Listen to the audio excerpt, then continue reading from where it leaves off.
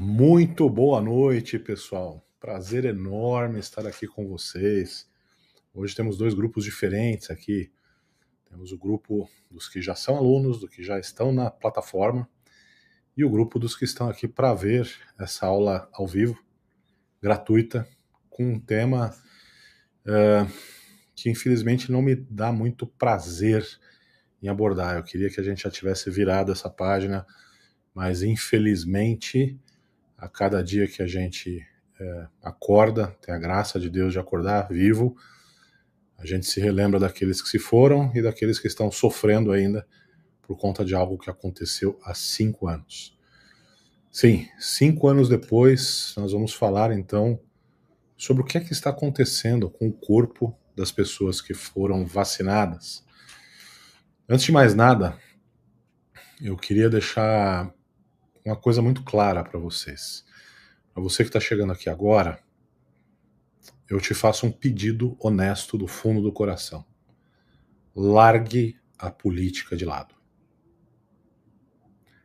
Largue o espírito de eu tinha razão. Isso não importa. Ali no pau da goiaba, quando a gente está doente na cama de hospital, morrendo, ou precisando tratar de alguma coisa, ninguém quer saber em quem você votou. Ninguém. Ninguém quer saber se você é de direita ou de esquerda. Nem o médico, nem a enfermeira, nem você. Tá? Acreditem de alguém que passou muitos problemas por conta disso, não é? De defender uma posição, não política, mas defender uma posição pela vida, por vocês, que não há prazer algum em dizer eu avisei, eu estava certo. Então o primeiro pedido que eu faço a você que está conectando é que se dispa completamente de visões políticas. Que nós comecemos essa aula ao vivo com o espírito de entender mais as coisas e, com isso, consigamos extrair conhecimento para ajudar as pessoas que precisam ser ajudadas. Tá? E não precisa ser médico para isso. Pode ser um profissional de saúde, pode ser um amigo. Às vezes alguma coisa que você vai ver aqui hoje, e você não é da área de saúde, mas você vai falar para alguém que está ali no seu círculo social, e aquilo vai fazer sentido para aquela pessoa, ela vai despertar, ela vai atrás, e você pode estar salvando uma vida. Cada dia que eu me lembro do preço que eu pago por ser médico, eu me lembro do privilégio que eu tenho em poder ter salvado tantas vidas. Então eu convido você a se juntar a mim nisso. Tá? E como não poderia deixar de ser diferente, ao final aqui dessa aula ao vivo, eu vou deixar um presente especial para vocês. Então fiquem até o final, porque tem uma surpresa aí para vocês. Bom, para quem já está inscrito na plataforma, já me conhece. Para quem me segue aqui no Instagram há algum tempo, também já me conhece. Mas talvez alguns de vocês tenham vindo aqui porque algum amigo encaminhou e vocês não me conheçam exatamente. Então eu sou o Dr. Paulo Porto de Mello, eu sou médico formado pela Unifesp.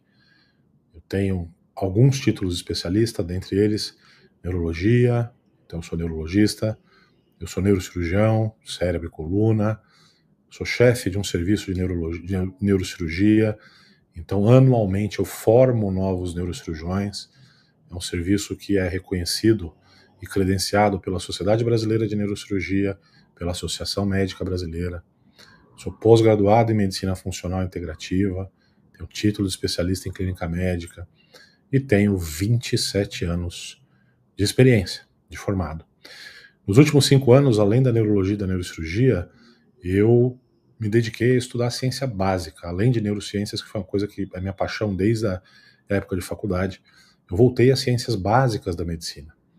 Então voltei a estudar farmacologia, biologia molecular, bioquímica, biofísica, fisiopatologia, fisiologia básica. Para quê? Para tentar entender essa nova doença que apareceu 5 anos atrás e tentar assim ajudar as pessoas que eu pudesse ajudar, que viessem até mim ou que eu conseguisse alcançar.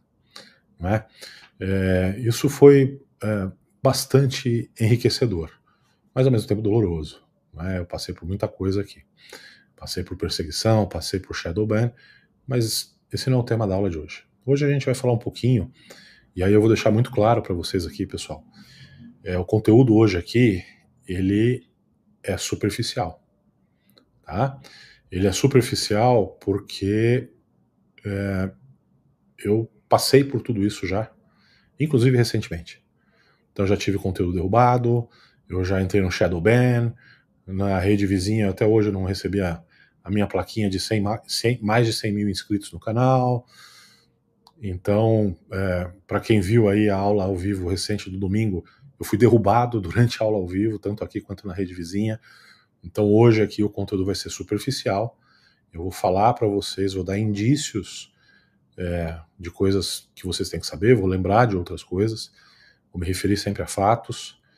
E quem quiser uma visão mais profunda, a gente pode aí aprofundar de outra forma, tá? Então, a humanidade vinha ali no seu caminho, como sempre, não é? Aos trancos e barrancos, se adaptando, evoluindo em algumas coisas, retrocedendo em outras, até que o mundo foi surpreendido com uma nova doença, com um vírus que se transmitia rapidamente e tinha um potencial muito grande de levar à insuficiência respiratória, falência de múltiplos órgãos e sistemas e levar ao óbito aqueles que não tinham uma grande reserva funcional. Reserva funcional é a reserva de recursos que o teu corpo tem para lidar contra uma agressão grande. Então só por aí vocês já entendem que o coronavírus, ele meio que veio cobrar a fatura de um estilo de vida completamente inadequado. Porque quem foram aqueles que mais sucumbiram? Mais, eu não estou dizendo que exclusivamente. Aqueles que já estavam inflamados, que já estavam muito acima do peso, que tinham doenças crônicas e não se cuidavam. Esses aí foram ceifados sem dó, nem piedade. No início, a forma de apresentação da doença, ela era tão brilhante que era estranho demais para ser fruto do acaso. Então, logo começaram a surgir algumas teorias de que um vírus não poderia ser tão eficiente e atacar de forma tão generalizada vários sistemas do corpo se ele não tivesse sido projetado. Logo, essas teorias foram descritas como conspiracionismo, terrorismo. Afinal, o vírus tinha surgido porque ele tinha vazado ali de um acidente num mercado em Wuhan. Coisas estranhas começaram a acontecer. Cientistas que trabalhavam no Instituto de Virologia de Wuhan magicamente apareceram mortos. Aeroportos da China foram fechados para voos domésticos, mas mantidos abertos para voos internacionais para a Europa. E logo, Itália e Espanha foram as primeiras a serem devastadas por essa nova doença de quem nada sabia. Não se sabia nada dessa doença. Sabia-se mal e mal que era um vírus e que afetava ali de forma muito rápida as pessoas. Não é? Tão rápida que muitas vezes excedia a capacidade do sistema de saúde daquele local em suportar o aumento muito grande e simultâneo da demanda. Não é? Então logo começaram a vir notícias de falta de leitos hospitalares. Não demorou muito, o vírus chegou ao Brasil, à América de uma forma geral e ao Brasil, e como é do conhecimento de todos, não é novidade para ninguém, nós temos uma estrutura de saúde no Brasil concentrada nas capitais, melhor na região sudeste e sul, mais precária para a região norte, infelizmente. E logo começou a haver uma sobrecarga realmente da rede de saúde. Soluções não muito convencionais começaram a ser apresentadas. E você se lembra muito bem disso. Na época foi-se falado que os serviços de saúde precisariam de um tempinho para se adaptarem à maior demanda. Então que seria feito um lockdown no intuito de reduzir o contágio, a velocidade de disseminação da doença, e esse tempinho seria o suficiente para que as estruturas de saúde fossem reforçadas e azeitadas, digamos assim, para atender uma demanda maior. Então, cirurgias eletivas foram suspensas, pacientes com doenças crônicas que fariam acompanhamento regular deixaram de fazer, pacientes que estavam na idade para começar o seu screening de câncer deixaram de fazer, e no final das contas o tempinho não foi um tempinho, foi um tempão interminável. Nessa época, mais ou menos, eu e um grupo de colegas médicos, alguns jornalistas, nós começamos a achar um pouco estranho como quem queria falar sobre a origem do vírus era massacrado, quem falava esse vírus deve ter sido planejado era acusado, apedrejado. Estranho quando alguém falava, escuta, talvez esse lockdown não seja a melhor alternativa, era apedrejado, acusado de anticiência, de conspiracionista, de bolsonarista e de outros istas que tanto inventaram aí, não é? Eu cheguei a dar entrevistas em programas abertos da TV, mostrando um artigo canadense, por exemplo, aonde se fazia uma análise não econômica, mas de anos de vida que seriam poupados com a instituição do lockdown ou que seriam perdidos. Então, esse estudo muito interessante, ele mostrou que realmente o lockdown poderia economizar anos de vidas para pessoas que não morreriam de Covid.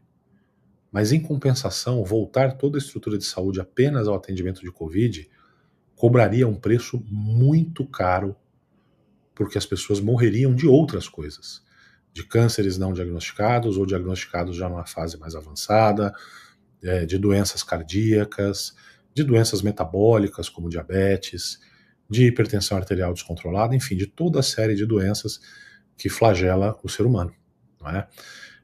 Esse artigo ainda ele mostrava que essa consequência era tanto pior quanto pior era o estado econômico do país submetido ao lockdown. Então, em estados mais desenvolvidos, ditos do primeiro mundo, o impacto seria menor, mas ainda assim ele estimava que o impacto do lockdown demandaria cerca de 10 a 11 vezes mais vidas do que não ter feito o lockdown. Morreriam menos pessoas de Covid? Morreriam, mas no geral morreriam mais pessoas, não é? Quando a gente levantou isso aí, muitos foram os que vieram apedrejar e falar que a gente era desumano, que a gente não estava pensando nas pessoas, e isso foi atacado. Logo, o lockdown virou algo inquestionável. E vieram as máscaras, não é? A gente precisa analisar um pouco o contexto onde a gente está inserido. Faz sentido você falar em lockdown num país como o Brasil? Quem é que fez o lockdown no Brasil? Eu vou te falar uma coisa. O indivíduo que morava aqui em Paraisópolis ou que morava em alguma comunidade carente, ele tinha que sair de manhã para trabalhar, não é? Ou ele não conseguia colocar comida em casa. E muitas vezes esse indivíduo é o cara do iFood, que entregava comida pro Granfino, que ficava em casa bonitinho, sinalizando virtude, dizendo que, ó, viva o SUS, as máscaras são tudo, e etc. E no final do dia, após esse indivíduo ter feito dezenas de entregas, ele voltava para casa, uma casa onde às vezes ele dormia no mesmo cômodo com mais 5, 6 pessoas. Cadê o isolamento social? Não existe. Percebe? Cadê o isolamento social de você receber um indivíduo do iFood que visitou mais 7, 8 casas no mesmo dia? Não existe. Percebe? Então isso foi uma baita hipocrisia. Ah, doutor, mas ele estava usando máscara. Bacana. Que máscara? Lembram-se de uma época onde se usava máscara de pano, que umedece com a respiração e permite a passagem de bactérias e vírus? Mesmo as descartáveis, cujo poro da máscara é muito maior do que o tamanho do vírus? Então, qual o sentido disso? Levantamos à época essa história que não fazia muito sentido, não é?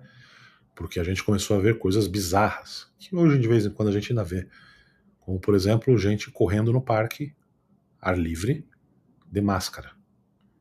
Ou pessoas dirigindo seus carros, o indivíduo sozinho dentro do carro, com os vidros fechados, de máscara. Não é?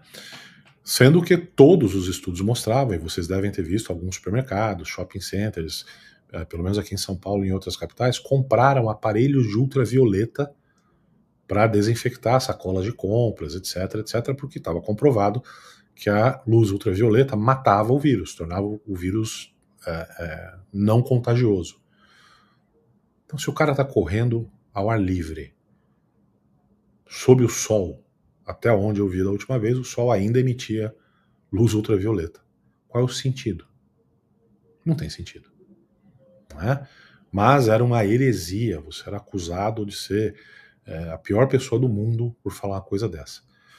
Hoje, 5 anos depois, o próprio Anthony Fauci, o famoso arauto das máscaras e do isolamento social, foi gravado, tem um vídeo dele na internet, acessível a qualquer um que procure no Google, numa audiência perante o Senado americano, dizendo que a regra do distanciamento social meio que surgiu de um bate-papo dele com mais 2 ou 3, que parece que fazia sentido. Máscaras para crianças, ele admitiu publicamente, está gravado em vídeo, que não havia evidência científica. As crianças, especialmente as que são mais jovens, ali no começo, na idade de alfabetização, etc., elas ainda não conseguem se expressar por palavras, por linguagem formal. Então elas dependem da identificação do padrão de face para entender se o adulto tá bravo, tá bonzinho, tá feliz. Nós tiramos isso de uma geração. Por algo que quem orientou isso reconheceu que, bom, não tinha evidência.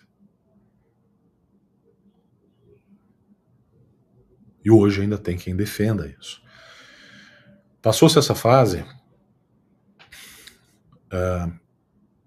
o grupo do qual eu falei para vocês começou então a defender, já que não havia uma medicação específica, que se fosse usado o que se tinha à mão para tentar tratar os pacientes. Afinal, isso é muito antigo na medicina, se chama reposicionamento de medicação.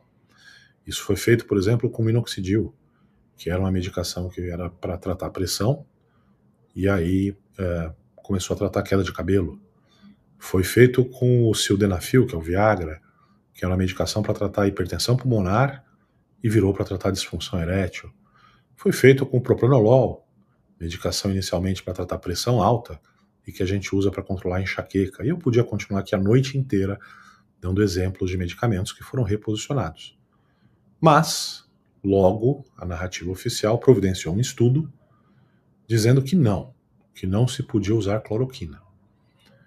Embora fizesse todo o sentido do ponto de vista de biologia molecular, de bioquímica, porque a cloroquina ela consegue ter um efeito modulatório e interromper a velocidade de replicação viral, mas não, surgiu um estudo de Manaus mostrando que a cloroquina matou os doentes a quem ela foi dada. Anos depois, descobriu-se que os investigadores daquele estudo usaram doses 10 vezes maiores do que as doses letais e que os dados do estudo tinham sido fraudados. Tanto que o periódico onde ele foi publicado retirou o artigo científico da base de dados e escreveu um editorial reconhecendo a fraude. E com isso, várias pessoas foram impedidas de usar. Nós testemunhamos outros medicamentos, como por exemplo a ivermectina, ser demonizada. Até mesmo a vitamina D, com a sua reconhecida função imunomodulatória, também foi demonizada.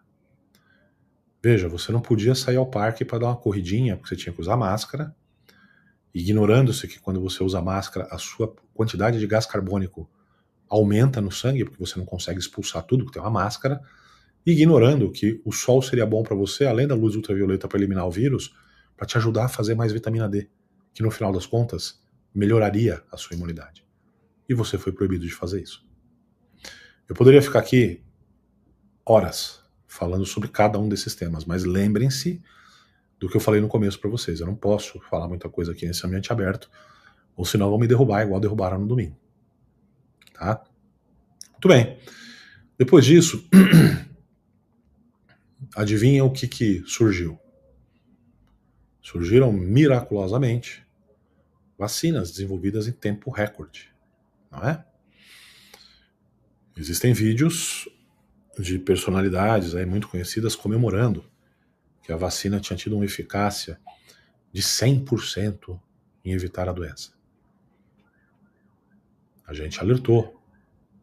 Logo que isso apareceu, falou, olha, em medicina não existe 0%, não existe 100%. Olha, as vacinas, elas não são um instrumento de contenção de surto epidemiológico. Olha, as vacinas têm um ciclo de desenvolvimento para que a gente saiba se elas efetivamente, além de eficazes, são seguras. Não é? Porque vamos dar um exemplo extremo aqui. Quer saber uma medida 100% eficaz para evitar o contágio por Covid? É só você se matar, porque morto não pega Covid. Pô, doutor Paulo, mas aí não, né? Isso, aí não. Por quê? Porque apesar de eficaz, não tem a menor segurança. Então, numa escala obviamente muito menor, eu não posso admitir usar uma intervenção terapêutica, seja vacina, remédio, seja o que for, se eu não tiver certeza que aquilo é seguro o suficiente. Quando elas surgiram, as vacinas elas têm várias tecnologias, né? Pode ser vírus atenuado, enfim. A mais moderna era a vacina de RNA mensageiro. E um dos grandes desenvolvedores da tecnologia de vacinas de RNA mensageiro era o Dr. Robert Malone, que foi o primeiro a falar, pessoal, não dá para usar isso ainda, a gente não tem domínio completo do ciclo, a gente não sabe o que pode acontecer. Resumindo, à época, ele foi desacreditado, achincalhado, apedrejado cientificamente e caiu no ostracismo. Hoje, como o tempo é o senhor da razão, ele é o vice-presidente do Comitê de Aconselhamento sobre Vacinas do governo norte-americano. Não é? Muito bem. No começo, a gente historicamente falou, pessoal, cuidado, essa vacina da Astra, ela tem um potencial de ser trombofílica, ou seja, de provocar trombose. Não, não tem nada a ver, não sei o quê. Olha, é complicado, tem algumas situações que a gente corre um risco muito grande. Por exemplo, se a gente usar isso nas gestantes, a placenta é altamente vulnerável. Não, não tem nada a ver, não sei o que aconteceu. Começaram a morrer gestantes e seus filhos. Até que aqui no Brasil, faleceu, infelizmente, uma gestante com um bebê, e só aí a vacina da Astra foi, então, retirada do uso para grávidas, para gestantes. Hoje em dia, a própria fabricante reconheceu o seu risco maior de trombose e ela foi retirada do mercado, simplesmente. Né? As vacinas de RNA mensageiro, a gente avisava lá atrás, cuidado, esse troço aí vai injetar um código genético, vai ensinar a nossa célula a produzir a proteína spike, isso pode ter problemas, cuidado, olha a função cardíaca e etc. Não, vocês são malucos. Miocardite, se acontecer, acontece menos do que pelo próprio Covid. E ela é mais leve. Dia 25 de junho agora, podem colocar no Google aí. 25 de junho, FDA, miocardite, Pfizer. Esse é o caminho das pedras. O FDA obrigou a Pfizer a colocar os números reais de miocardite. Na faixa de 0 a 64 anos, os números são ao redor de 8 casos de miocardite para cada 1 milhão de doses aplicadas. Lembre-se que tem adulto aí que tomou 7 doses, uma única pessoa. Enfim. Na faixa de 12 a 24 anos, ou seja, nos jovens, adolescentes e adultos jovens, esse número salta para 27 casos para cada 1 milhão de doses. E isso que eles diziam que era a teoria da conspiração. Eles falaram também que essas vacinas, elas, quando davam miocardite, a miocardite era leve, não deixava sequelas e simplesmente sumia. Bom, nesse próprio comunicado do FDA tem um estudo que foi realizado com ressonância magnética do coração, mostrando cicatrizes cardíacas em uma parte dos pacientes que sofreram com a miocardite. O que uma cicatriz pode fazer no seu coração? Primeiro, diminuir, a eficiência da bomba cardíaca. Segundo, pode ser uma região que isola a transmissão elétrica no coração e, portanto, que pode gerar uma arritmia cardíaca que, em última análise, pode levar até ao mal súbito. e um óbito. Nós tivemos logo no início, em um único ano, mais morte súbita em atleta, mais de 1.000, do que houve durante os 10 anos antecedentes. Se isso não chama a atenção de ninguém, eu não sei o que vai chamar. Tá? Essa história das vacinas, ela não é nova, não é da época do Covid. Muito tempo atrás, foi desenvolvida uma vacina contra um vírus que causa diarreia em crianças, diarreia infantil, que é o rotavírus. Então, em lugares vulneráveis, as crianças recém-nascidas podem pegar o rotavírus, ter uma diarreia tão severa que leva a uma desidratação brutal e pode levar à morte dos recém-nascidos. Então, começou a se pesquisar vacinas para o rotavírus. Foi desenvolvida uma primeira vacina que se chamava RotaShield. Podem pesquisar aí no Google. E aí, quando essa vacina foi liberada, também com essa mesma sanha de não esperar adequadamente os estudos, e olha que o estudo que liberou a RotaShield, ele estava bem mais desenvolvido do que os que liberaram as vacinas de RNA mensageiro. Muito bem. A vacina começou a ser usada de forma disseminada. O que aconteceu? As crianças começaram a morrer de intuscepção intestinal. O que é isso? É quando uma alça do intestino, ela está aqui, ela entra dentro da outra. E aí, como uma alça entra dentro da outra, isso interrompe o fluxo sanguíneo, gera uma necrose ali no intestino, e se a criança não for tratada rapidamente, ela evolui a óbito rápido. Isso atingiu um número tão grande que a vacina foi rapidamente retirada do mercado. Tá? Depois disso, desenvolveram-se outras vacinas contra o rotavírus, e uma delas inclusive está em uso atualmente. E aí eu vou adiantar aqui, dar um spoilerzinho, mas essa vacina que está em uso atualmente, do rotavírus, que é uma vacina ok, que funciona bem, mas que só faz sentido para aquela população que está em regiões vulneráveis, e não para todo mundo, indiscriminadamente. O cara que inventou essa vacina, ele era um membro do painel do Comitê de Aconselhamento de Vacinas do governo americano. E quando esse painel foi analisar a vacina, ele não se declarou impedido de analisar o produto que ele mesmo inventou. Isso tem nome, chama conflito de interesse. Né? Esse cara, junto com outros, foi demitido pelo Robert Kennedy Jr. recentemente, quando o Comitê de Aconselhamento Vacinal foi montado novamente. Né? Agora o indivíduo, para entrar ali, ele tem a sua vida escaneada para ver se não há conflito de interesses. Por acaso, quando a vacina da Pfizer foi aprovada contra o Covid, 4 membros do tal comitê declaradamente recebiam verbas da Pfizer. Mas deve ser só coincidência e teoria da conspiração. Não é? Muito bem.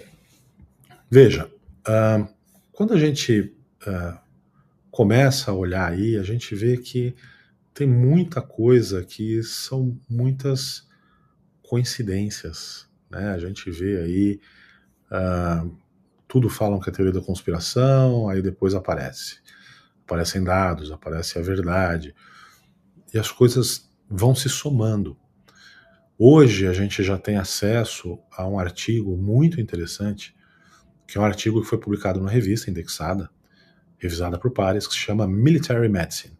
Essa revista, ela desenvolveu muito antes da pandemia uma escala, que é reconhecida hoje no meio militar, para você avaliar se um agente biológico, seja bactéria, vírus ou fungo, tem o potencial de ser considerado como uma arma de guerra biológica.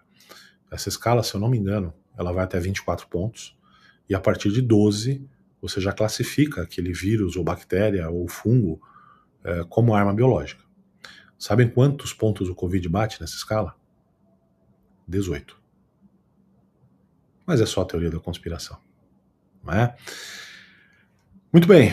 O tempo passou, as vacinas então se reconheceu, né, que o potencial de miocardite, se reconheceu o risco de trombose nas vacinas da AstraZeneca, foi retirada de mercado, mas a gente ainda tem uma longa estrada pela frente. Não é? Em geral, pessoal, para vocês terem uma ideia global, quando a gente desenvolve um produto novo para ser usado terapeuticamente no ser humano, a gente fica de olho logo após ele ser autorizado para uso, no aparecimento de eventos que você não viu durante o estudo. Geralmente são eventos raros, porque quando você usa um estudo, você faz ali um estudo no máximo com 3.000 pessoas, que já é um estudo grande, robusto. Se você tem um evento que a chance dele ocorrer é 1 a cada 10.000 pessoas, ele não vai aparecer naquele estudo. Agora, quando você usar milhares de doses, milhões de doses, aí vai começar a aparecer, certo? Então esse é um conceito grosseiramente para vocês entenderem um pouquinho de metodologia científica. Qual que é o problema? O problema é que quando esses efeitos não esperados começam a ser graves, como por exemplo morte, rapidamente esse produto ele é retirado do mercado, certo? Então se considera que, puxa, quando tem 20, 30 mortes, caramba, tá morrendo muita gente disso aqui, peraí, vamos olhar isso com mais calma. Muito bem. A vacina de RNA mensageiro, no seu primeiro ano, isso consta de um documento da própria Pfizer, teve, reconhecido pela empresa, 1.223 óbitos atribuídos a ela. E ela continua aí. Como eu falei para vocês, não dá para a gente aprofundar muito, né? Ou senão a gente começa aqui a enfrentar sanções aqui nesse ambiente aberto, né? Volto a dizer que não se trata aqui da gente dizer que estava certo, quem estava errado. Não vamos politizar isso, pelo amor de Deus, mas vamos abrir os olhos. Hoje mesmo eu estava vendo uma notícia que saiu na Austrália, num canal periódico da Austrália, de notícias da Austrália, né, para a população geral, mostrando que na faixa entre 30 e 40 anos está havendo uma explosão no índice de câncer, uma faixa precoce. Quando a gente fala aqui com outros colegas médicos, endoscopistas, oncologistas, a maior parte deles está assustada, porque a incidência de câncer aumentou, a agressividade do câncer aumentou, não é? Pode ser uma coincidência? Pode. Ninguém está dizendo que, com certeza. Mas, puxa, aumentou? Tá estranho? Vamos olhar um pouquinho para isso? Veja, o Covid não é mais uma emergência, é difícil hoje ter uma morte por coronavírus, a não serem pessoas que sejam extremamente vulneráveis, que se pegassem um resfriado iam morrer mesmo. Então eu não tenho mais essa urgência. Se tá esquisito, pera um pouquinho, vamos esperar um pouco e vamos olhar para isso aqui com mais profundidade e entender se isso aqui realmente tem correlação ou não. Por que não se faz isso? Já que eles têm tanta segurança que não tem correlação, e já que o Covid não está mais matando quando matava, por que não então pausar para investigar se há relação ou não? Se não tiver relação, ótimo. Não tem relação, agora nós provamos que é seguro, vamos prosseguir para quem quiser. A mesma coisa tem sido levantada em relação à fertilidade. Existe um estudo que causou aí um grande burburinho, mostrando que em ratos, em estudo experimental, o uso dessa tecnologia levou a redução de 60% dos óvulos viáveis. Então vocês sabem, a mulher para engravidar, ela precisa liberar um óvulo no período da ovulação, esse óvulo ele precisa ser fecundado, vai virar um embrião, vai ser implantado e vai dar origem a um bebê. Se a mulher tem redução de 60% dos óvulos, isso vai dificultar um pouco a gestação, né? Então, em que pese que isso é um estudo ainda em animais de experimentação, vale a pena olhar, porque todo mundo ouve aí muita gente dizendo que tá mais difícil de engravidar. De novo, pode ser coincidência? Pode. Custa olhar? Qual o problema? A mesma coisa a gente pode falar de doenças autoimunes. A frequência de doenças autoimunes cresceu. A mesma coisa a gente pode falar de doenças neurológicas. A incidência de transtorno cognitivo, brain fog, síndrome de demência leve, aumentou. Isso é inegável. Como se não bastasse isso, existe um estudo da Universidade Federal do Rio de Janeiro, feito em animais de experimentação, onde eles pegaram um grupo de ratos, colocaram esses ratos num circuito, o rato tinha que aprender que ele tinha que atravessar um laguinho, entrar numa rodinha, girar 3 vezes a rodinha, cair a comida para ele. Eles mediam o tempo que o rato demorava para fazer esse percurso. E esse tempo foi caindo, ou seja, o rato foi aprendendo o que ele tinha que fazer para cair a comida dele. Depois que o rato tinha aprendido, eles injetaram uma dose equivalente à dose do humano de proteína spike no rato. O que aconteceu com o rato? Prejuízo de memória. O tempo que era pequeno aumentou. Ele esqueceu como é que ele fazia para obter a comida dele. Isso soa familiar para vocês? Então veja, se eu estou vendo isso no mundo real, se vem um grupo de pesquisadores, mostra uma nítida relação de causa e efeito, e aí quando eles usaram alguns ativos para destruir a proteína spike, a memória dos ratos voltou.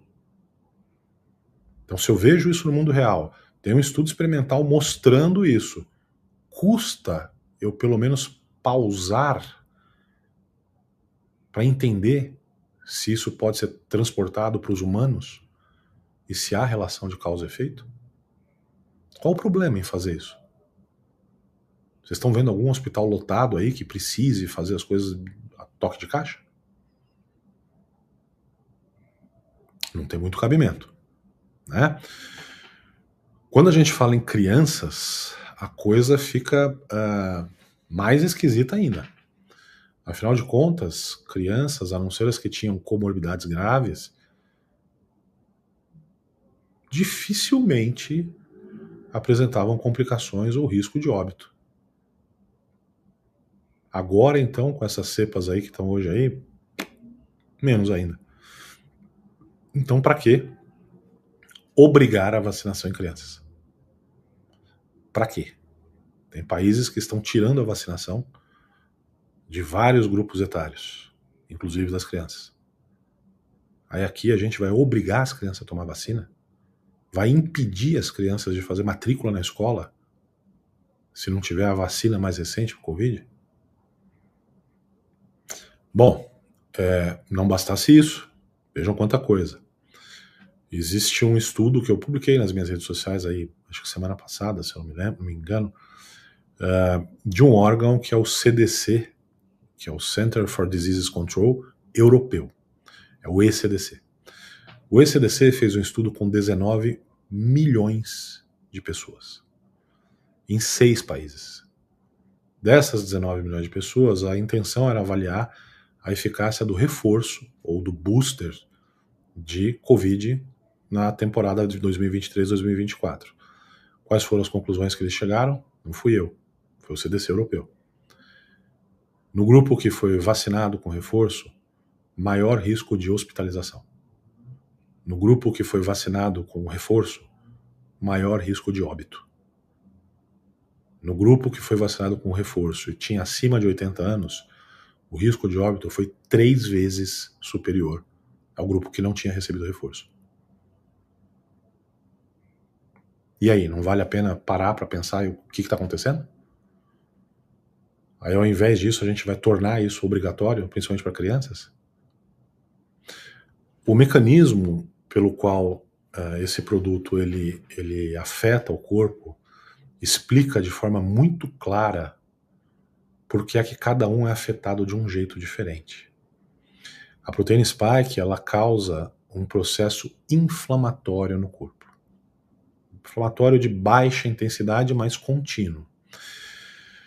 Quando a gente vai analisar do ponto de vista de biologia molecular, a proteína spike ela tem afinidade por um receptor de membrana da célula que se chama receptor neuropilina do tipo 1. Esse receptor, ele geralmente é onde se acopla uma molécula que a gente tem no nosso corpo normalmente, que se chama VEGF, que é o que a sigla que significa Vascular Endothelial Growth Factor. É uma molécula que tem ação sobre o endotélio dos vasos. Quando essa molécula vai se acoplar no receptor de neuropilina 1, ele já está ocupado pela proteína spike. O que acontece com essa molécula? Ela não consegue se acoplar, ela não consegue fazer a função dela. O que acontece secundariamente? Disfunção do endotélio, ou endotelite, inflamação dentro do vaso. E aí, aonde aquele indivíduo já tem um vaso que não entrega o que aquele órgão-alvo precisa, vai manifestar sintoma. Então, no indivíduo que tem uma vascularização cardíaca ali no limite, problemas cardíacos. No indivíduo que tem ali uma vascularização cerebral no limite, problemas cerebrais. No indivíduo que tem uma tireoide mais ou menos, problemas de tireoide. Então não adianta ficar olhando para os sintomas do pós-proteína, do pós-Covid ou do pós-vacina, que a gente chama de spikeopatia, porque a questão não é o sintoma. Se você for olhar o sintoma, você vai ficar enxugando gelo. A questão é olhar a base. Qual é a raiz desses sintomas? E a raiz é a disfunção endotelial e a disfunção imunológica que é causada pela proteína spike. E aí por que as vacinas de RNA mensageiro são piores?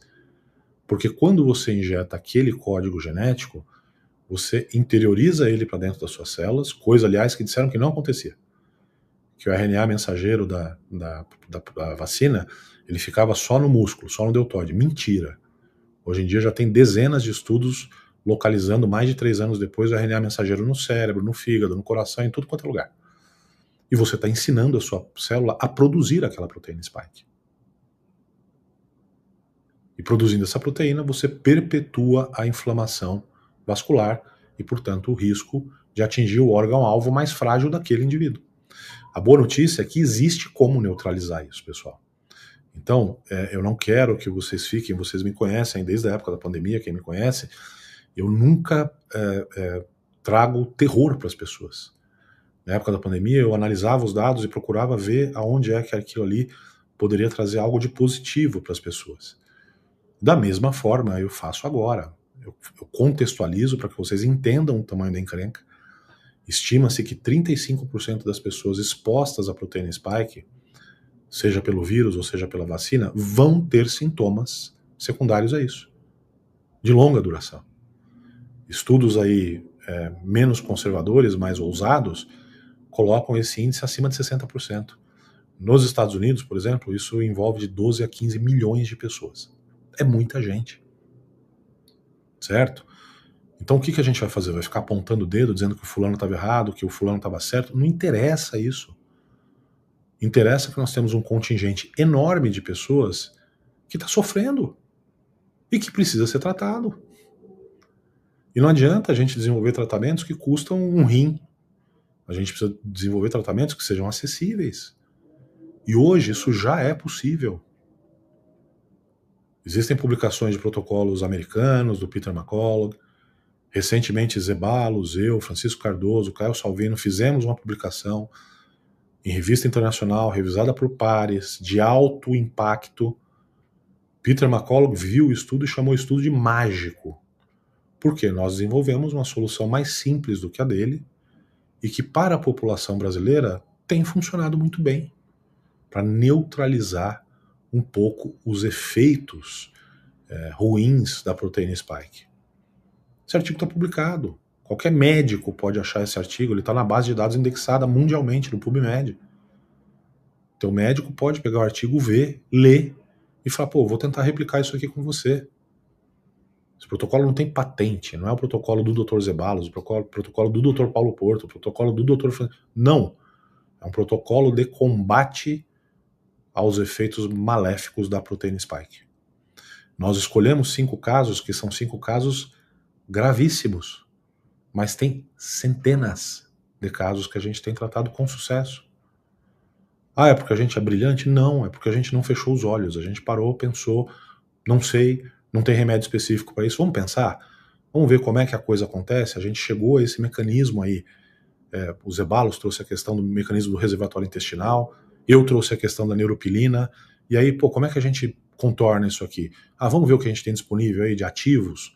Ah, vamos combinar esse. Pronto. Ah, isso é impossível. Impossível? Durante a pandemia, quem sugeriu ao mundo o uso de corticoide para doentes graves foi o grupo brasileiro.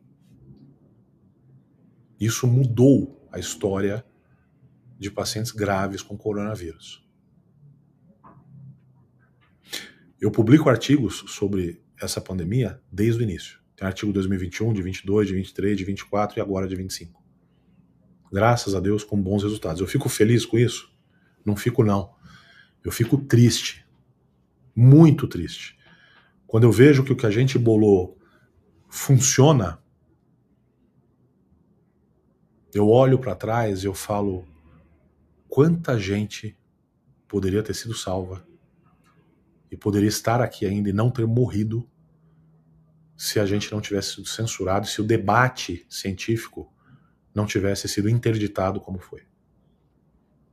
Então não pensem que eu fico feliz com isso. Mas ao mesmo tempo a gente não pode mais admitir que isso persista. A gente tem que mostrar, olha, tem coisa que funciona. Não vamos cair no erro que se caiu 5 anos atrás. Quando a gente teve um indivíduo em rede nacional dizendo, olha, tá com falta de ar? Ah, fique em casa. Só quando tiver com muita falta de ar, você vem para o hospital. Pelo amor de Deus, qual doença é assim? Por acaso o indivíduo, quando está com apendicite, você fala, não, vai para sua casa. Quando você tiver em sepse, você volta para o hospital. Ou o indivíduo chega no hospital infartando, aí você olha e fala assim, ah, tá com dor no peito, tá infartando, volta para casa. Se o coração parar de bater, você volta para o hospital. Isso não existe. Qualquer doença em medicina, quanto antes você tratar, quanto melhor vai ser o seu resultado. Então a gente já cometeu esse erro lá. Chega! Vamos aprender com o erro. Vamos olhar, vamos entender. Vamos estudar a fundo o mecanismo da doença e não ficar tratando sintoma. Olha, aqui a gente entendeu o mecanismo, vamos usar o que a gente tem à mão? Vamos. Pô, isso aqui funciona e é seguro? Funciona e é seguro. Então vamos ajudar as pessoas. É para isso que o cara se forma médico. Qual o problema? Para você que está ouvindo aí, você não pode prescrever, mas você pode falar. Você pode falar pro teu amigo que se queixa de brain fog e falar, olha, eu vi um médico aí dizendo que tem um caminho. Olha, ele falou que o caminho está disponível na internet, aí no PubMed, pro teu médico olhar lá e ver se faz sentido para ele e tentar usar. Qual o problema? Qual o mal que isso faz? Eu não consigo identificar. Tá? Pessoal, como eu falei para vocês mais cedo, tudo isso que eu estou falando aqui para vocês, isso não é coisa da minha cabeça. Isso é baseado em evidências, em estudos, em documentos da própria Pfizer, em experiências compartilhadas entre médicos aqui do Brasil e médicos de outros países. E este é o princípio da ciência. Quando eu vou falar da lei da gravidade, por exemplo, se eu pegar uma maçã e soltar ela, ela vai cair no chão. Ela vai cair no chão aqui, ela vai cair no chão no Japão, na Alemanha, em qualquer lugar. Então, na parte médica, é a mesma coisa. Se eu faço um tratamento que funciona aqui, ele tem que funcionar aqui, tem que funcionar no Japão, tem que funcionar na Alemanha, tem que funcionar na África, nos Estados Unidos. E a gente não é isolado geograficamente, mas a gente consegue falar com médicos dos outros países. Então, a hora que a gente fala, olha, a gente tá fazendo isso aqui, tá dando certo. Ah, vou tentar aqui. Pô, aqui deu certo também. Ah, aqui também deu certo. Poxa, então tem algum sentido.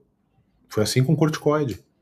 E está sendo assim agora com a experiência que a gente está tendo no tratamento do pós-Covid. Tá? Enfim, eu preciso ser muito sincero com vocês aqui, pessoal. Quem me acompanha há mais tempo sabe que tudo isso aqui já foi uma questão muito, muito delicada. Eu já falava sobre vacinas, eu já falava sobre pós-Covid lá em 2020, no olho do furacão. Em entrevistas eu cheguei a dizer, eu falei, olha, eu sinto muito por quem está morrendo, mas nós temos obrigação moral de nos preocupar com os que estão sobrevivendo. Porque as consequências desse vírus para a saúde cerebral, para a saúde como um todo, vão ser piores ainda do que para aqueles que infelizmente estão morrendo. Isso lá atrás, em 2020, é só procurar na internet que vocês vão achar. Eu sabia que era só uma questão de tempo até essa bolha estourar. Tanto a bolha da spikeopatia, quanto a bolha dos pacientes que deixaram de ter atenção médica para doenças crônicas, para screening precoce de câncer, e que de repente, quando fosse voltar à assistência médica normal, iam ser feitos diagnósticos de cânceres mais avançados. Pacientes com doenças crônicas que não se cuidaram teriam graves problemas. Então, a gente já falava isso em 2020. Mas olha que absurdo, nós ainda estamos já há 5 anos, estamos em 2025, e eu ainda não posso mais falar sobre esse assunto sem ser censurado. Outro dia eu coloquei um post aqui de um autor que os trabalhos dele já foram citados na internet, não na internet, mas no meio médico, mais de 18 mil vezes. E um repórter de checagem de fatos veio dizer que eu estava fazendo um post inadequado porque o autor não tinha relevância científica. E aí o conteúdo foi classificado como inadequado e o alcance do conteúdo foi limitado. 2025, 5 anos depois, com todas essas verdades já à tona e acessíveis a quem quiser pesquisar e enxergar. Vocês sabem o nome disso, não é? Não? A palavrinha aí. Censura. Até porque o conteúdo não é suspeito, não é fake news, como eles adoram dizer. Quando eu trago um conteúdo para vocês, eu trago o respaldo científico, eu coloco na legenda a fonte do artigo. Eu trago estudos atualizados, artigos científicos que são publicados.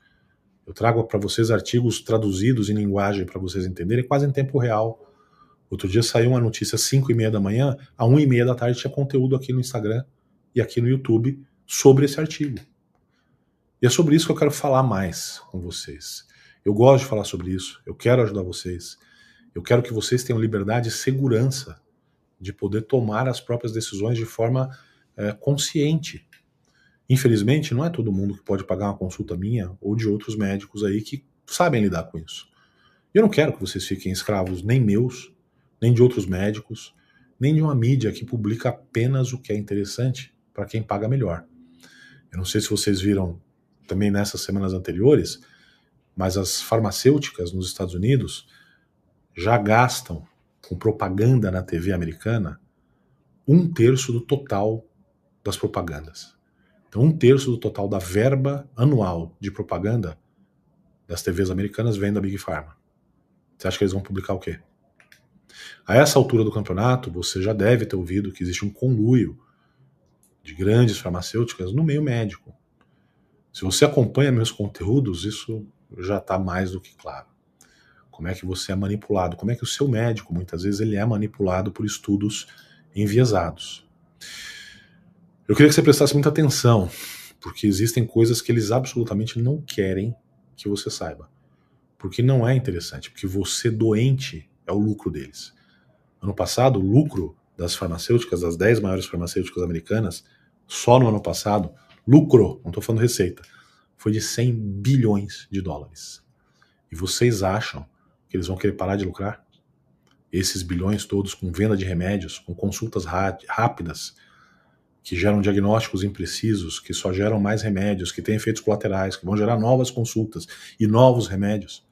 Se você está aqui hoje é porque você já abriu o olho para isso. Você sabe que você não quer e não pode se dar o luxo de fazer parte desse jogo. Você não quer ser manipulado pela indústria, pela mídia. Você não quer ter a saúde da tua família, da tua mãe, do teu filho, escapando pelos seus dedos só porque você foi manipulado. A grande questão é que talvez você se sinta só nessa luta.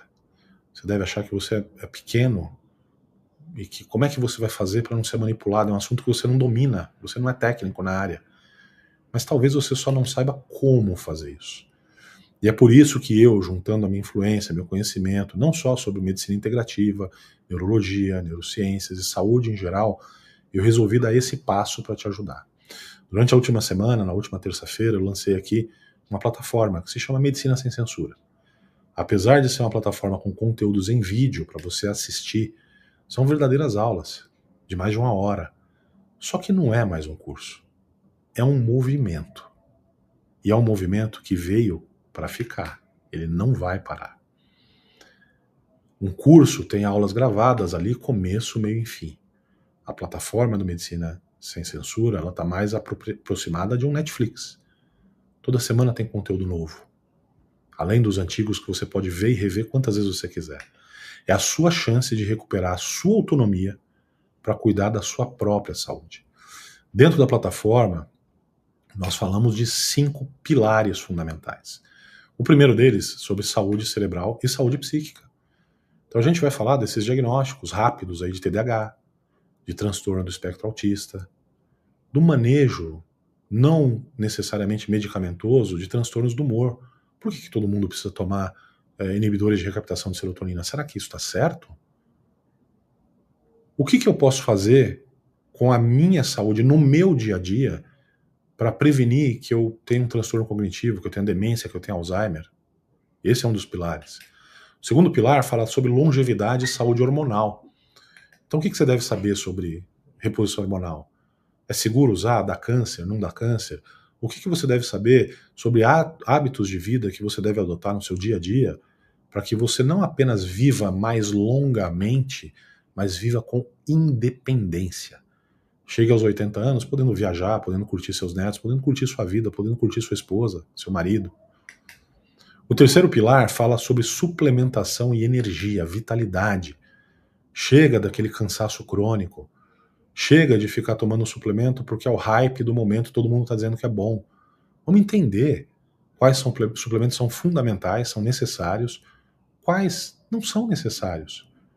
Quais, apesar de serem necessários, para você não te fazem bem, a gente tem que usar outra estratégia. Esse é outro pilar. O quarto pilar, a gente fala sobre prevenção e autonomia.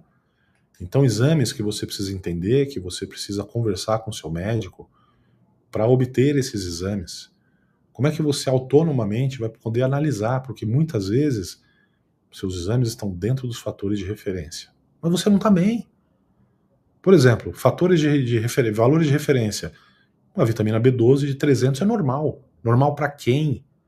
Para a saúde cerebral, ela precisa estar acima de 900. Então você vai ver ali valores de referência de exames que vão faixa do normal, de 2 a 200. Pô, tem cabimento isso? Se eu andar 2 km por hora num carro é a mesma coisa que eu andar 200? Não dá, é uma taxa de variação muito grande. Além do mais, o 200, para você que pesa 60 quilos e tem 1,70 m, será que é a mesma coisa de um cara que tem 1,91 m e pesa 150 quilos? Individualidade é a chave. O quinto pilar, eu vou falar sobre bastidores da medicina. E esse é um dos mais importantes, porque ele vai ensinar você a se proteger e a proteger a saúde da sua família. Vai ensinar você a entender os conflitos de interesse, a ver quando a coisa está meio suspeita e tentar se informar melhor. Quem está garantindo a vaga na plataforma até hoje, às 11h59, lembre que isso está aberto desde terça-feira passada, vai levar para casa, além do acesso a todo esse conteúdo, alguns bônus, alguns presentes que são incríveis. E eu gostaria de listar brevemente eles para vocês aí. O primeiro deles é uma série de guias práticos, visuais, em PDF, fáceis para você entender, para você poder imprimir, colar na geladeira, levar com você. Enfim, medidas práticas para o seu dia a dia. Para você manter o cuidado da sua família no dia a dia com tranquilidade, uma referência mesmo. O segundo presente é uma série de artigos científicos que eu uso para preparar as aulas para vocês. Eu falei, bom, mas já que eu estou usando esses artigos, por que além de dar aula eu não disponibilizo o artigo inteiro ali para o indivíduo ver se ele quiser? Já são mais de 250 que eu li, comentei, montei a aula, traduzi para uma linguagem bem mais simplificada. O compromisso de que o que tiver de mais atual saindo lá fora, em revistas lá fora, vai direto para suas mãos, de forma que você tenha mais informação e mais clareza para tomar suas decisões, para conversar com o seu médico. O terceiro presente que eu considero muito valioso é uma lista de profissionais de saúde da minha confiança. Médicos de outras especialidades, psicólogos, nutricionistas, indicados por mim, com um telefone de contato, para que você possa se consultar sem medo quando você precisar. O quarto presente é um encontro que nós vamos ter para membros da comunidade de perguntas e respostas, um papo reto ali, tira dúvidas, direto e reto, eu e você, numa reunião fechada, ao vivo, e eu vou tirar dúvida de todos vocês. Vão ser 3 horas minhas dedicadas a vocês para responder suas perguntas e garantir um pouco mais de segurança no cuidado com a sua saúde. O quinto presente, que até então era o último, vai ser uma reunião secreta, que eu batizei de Desmascarando a Máfia do Jaleco Branco. Uma reunião fechada, e aonde, como o próprio nome já diz, a gente vai falar sobre tudo, todos os podres da medicina que eu jamais poderia abordar aqui publicamente, sem ser cancelado, censurado ou até coisa pior vai saber. Não é? E para você que está aqui até agora, eu falei para você que ia ter uma surpresa no final, um presente. O sexto e último presente é uma reunião bem semelhante, só que é uma coisa que vocês vêm pedindo. Nós vamos falar só sobre vacinas. O conteúdo que eu trouxe aqui não é nem 5% do que eu gostaria de falar, é apenas o comecinho, a ponta do iceberg. Mas lá dentro da comunidade, um ambiente seguro, eu vou tirar um dia específico para aprofundar ainda mais neste conteúdo. E não falar somente de Covid, mas coisas que eu também não posso falar aqui fora. Como eu tomei a minha decisão hoje, eu espero que a minha equipe, sinceramente, me perdoe por isso, porque vai ser mais uma carga de trabalho para eles. Você ainda vai receber algumas mensagens nos grupos, e-mails, com link para poder se cadastrar, mas isso, como eu disse, é por um tempo limitado, vai até as 23h59 de hoje. Amanhã essa oportunidade vai sumir e não vai voltar mais, porque eu já suguei muito meu time. Então eu espero que você tome a sua decisão com sabedoria, caso ainda não tenha se decidido. Lembre-se, a sua saúde e a da sua família, ela deve ser sua prioridade. Você não pode deixá-la para depois ou em segundo plano. Sem saúde, você não chega a lugar nenhum. Não dá para você chegar num supermercado, num shopping center e falar: ah, eu vim aqui porque eu quero comprar 1 quilo de saúde. Não dá. A tua vida até hoje ela foi de um jeito, mas agora você tem uma alternativa para aproveitar o futuro que te espera pela frente com mais alegria, mais disposição, mais independência, mais foco, sem esse cansaço crônico, sem todos esses sintomas que você enfrenta diariamente e que, como te falaram que era normal, porque seus exames estavam bons, você aprendeu a conviver e até tolera. Na bio do Instagram tem um link de uma página em que você pode conhecer a plataforma Medicina Sem Censura em detalhes e pode facilitar o teu processo de decisão. A equipe também está à disposição para conversar com vocês caso exista alguma dúvida. Para você que está se perguntando aí qual é o valor para ter todo esse acesso, vocês sabem que eu sou neurocirurgião. Eu não tiro o meu sustento disso, graças a Deus. Eu não estou fazendo isso pelo dinheiro, eu estou fazendo isso para as pessoas que não podem pagar uma consulta comigo. Só que tem custo. Então eu faço isso porque eu sei que com o alcance que eu tenho, eu consigo libertar e ajudar muita gente. Só que manter uma plataforma dessa, atualizando constantemente, tendo ali acesso aos periódicos, tem um custo. Por exemplo, só para vocês terem ideia, né? Assim, se eu for pegar um periódico científico qualquer, olha, esse periódico custa pelo menos $800 por ano para você ter acesso. Vocês têm lá 250 artigos de vários periódicos. Fora o tempo que eu tenho que dedicar, tirar da minha família, tirar do meu trabalho como neurocirurgião, e a energia que eu tenho que ter para acompanhar, ler, traduzir, sintetizar, ver se aquilo ali é relevante ou não é, se é confiável ou se não é. Se você busca uma consulta particular, você já sabe, você está no sistema, você não vai aprender nem 10% do que está na plataforma, vai sentar lá, o médico vai te ouvir e vai te despachar rapidinho. Você não teria nem meia hora para se consultar e pagaria mais ou menos o mesmo valor, ou muito mais. O que eu estou te oferecendo aqui é o acesso por 1 ano a esse conteúdo. Todas as atualizações, todos os bônus, por um valor simbólico, pessoal, de R$55 por mês. Se você quiser pagar à vista, total são R$585. A partir das 23h59, esse valor sobe, porque eu quero honrar quem teve o compromisso e a confiança no meu trabalho. Quem decidiu entrar para essa primeira turma. Quem já está lá dentro não faz ideia de todo o conteúdo que eu estou preparando e que ainda vou entregar, além do que já está lá. Lembre-se, não é um curso, é uma plataforma viva. Então, se você está pensando aí que você precisava de um sinal, o sinal está aqui.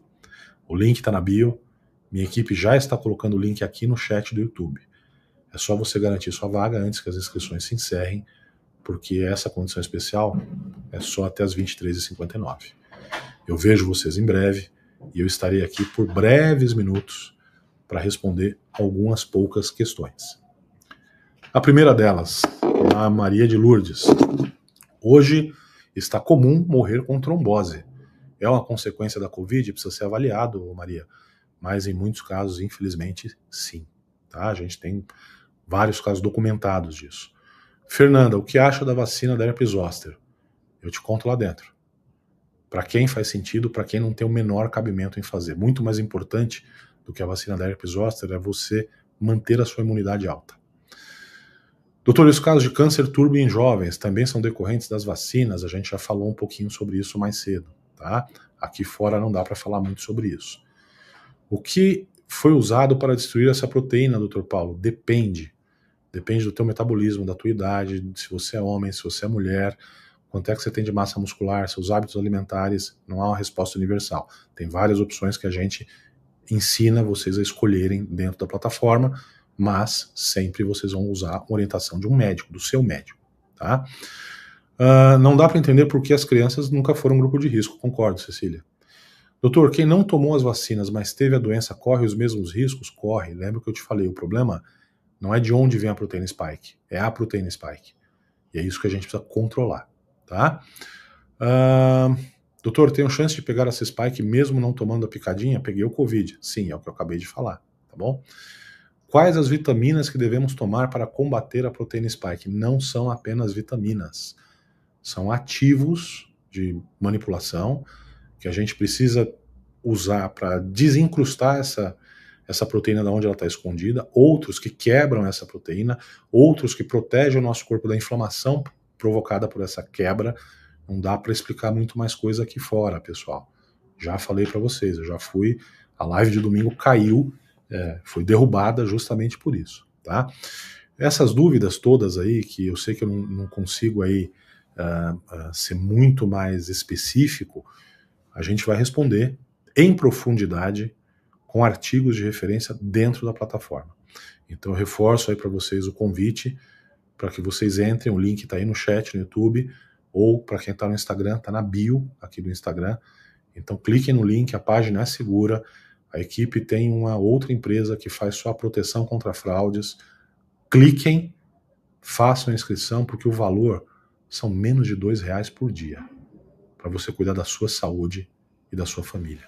Acho que é uma oportunidade que não volta, tá, pessoal?